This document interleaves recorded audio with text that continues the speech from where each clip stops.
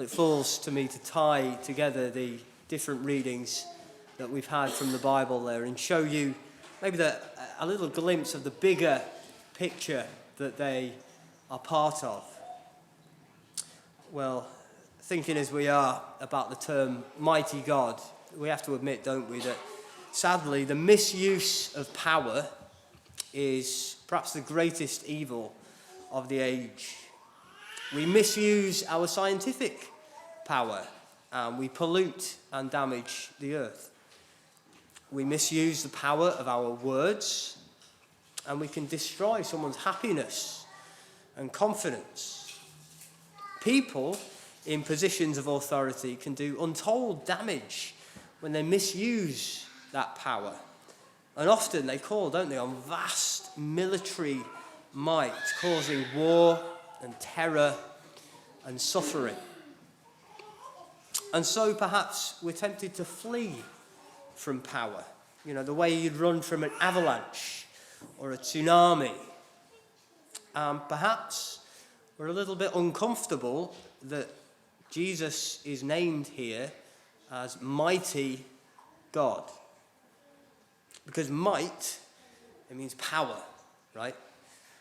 And specifically in the Old Testament, which is where this name is from, the prophet Isaiah, that's from the Old Testament, and that reading from Micah, that was the Old Testament, and then Luke, that's a New Testament. But in the Old Testament, might most often has to do with military power.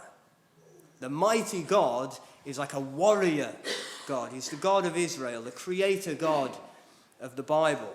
This is the God in the Old Testament who defeated the gods of Egypt and rescued his people from slavery with the strength of his mighty arm.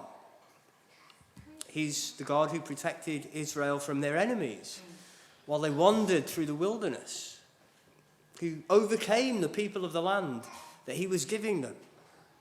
The God who brought down the walls of the city of Jericho and would send his armies of angels to destroy those who stood against his chosen people.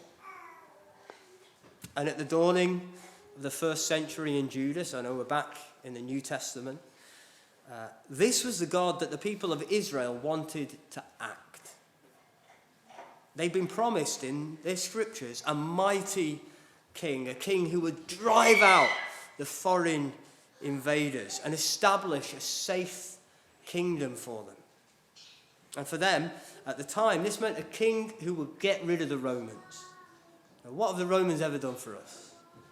No one laughed at that. That's good, because you're not supposed to get that joke. A king who would kick out the Romans. And the Romans were just the most recent in the long line of empires to oppress God's people.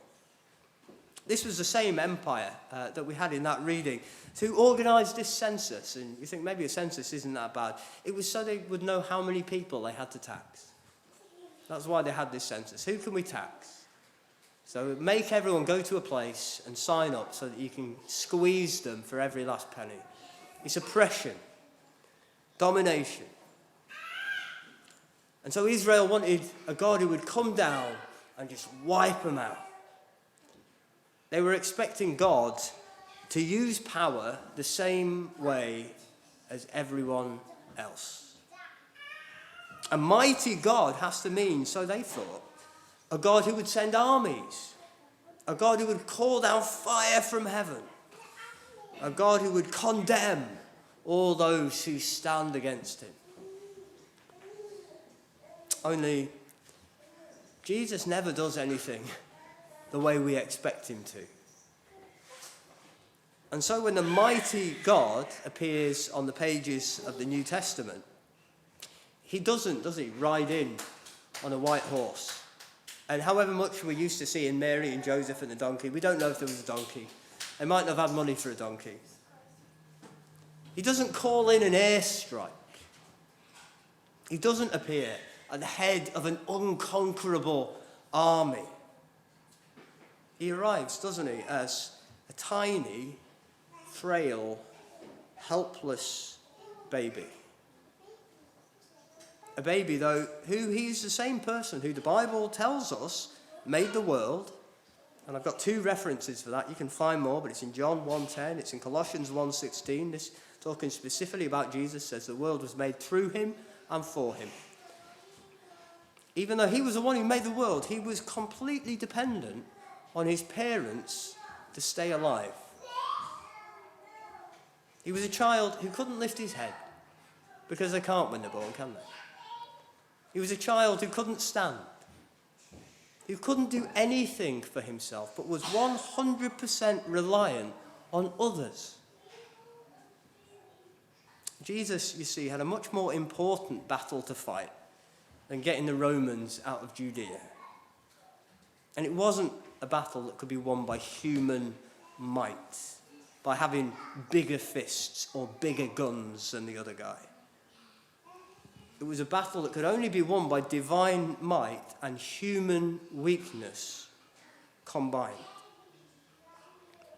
Jesus came, you see, to destroy the barrier that we've put between ourselves and God, to open the door that we'd locked from our side, which is why he, the mighty God, took on the weakness and the fragility of a human nature and arrived in Bethlehem, a little nowhere town, to start building his kingdom. This should give us an idea that Jesus didn't come to establish a kingdom like all the other kingdoms of the earth, a kingdom infected by the misuse of power. Jesus came, as he said, to establish a kingdom not of this earth, a heavenly kingdom, a kingdom that can't wear out or fail, a kingdom established on the might, not of man, but of God, who does things different.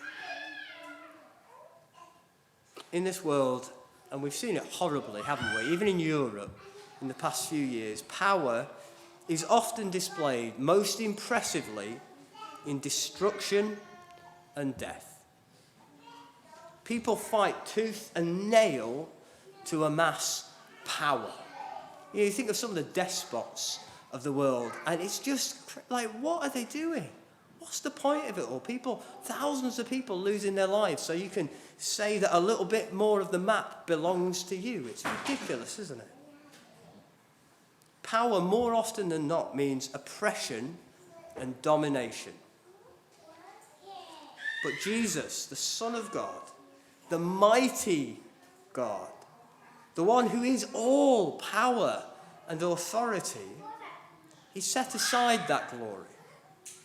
He came into this world as one of us to serve, not to be served. He came to free captives, not to dominate or oppress.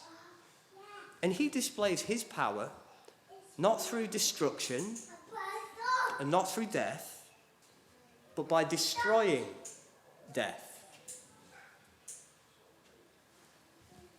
I wish I knew, how can the mighty God truly be present, fully present, as the Bible tells us, as a helpless human child in a manger? I just don't understand it. You know, we call this the incarnation. God took on a human nature, and Christians have been trying to work it out for 2,000 years, and we're not close really, are we, to understanding it? I don't get it. But what does the tantalizing possibility of that mean to the way that we live our lives? And how are we now, you know, in 2024, to relate to God in the light of who he has shown himself to be? Well, that's the gospel mystery that the mighty God invites all of us into. So I hope that you, like me, want to know more, because Jesus has got the answers.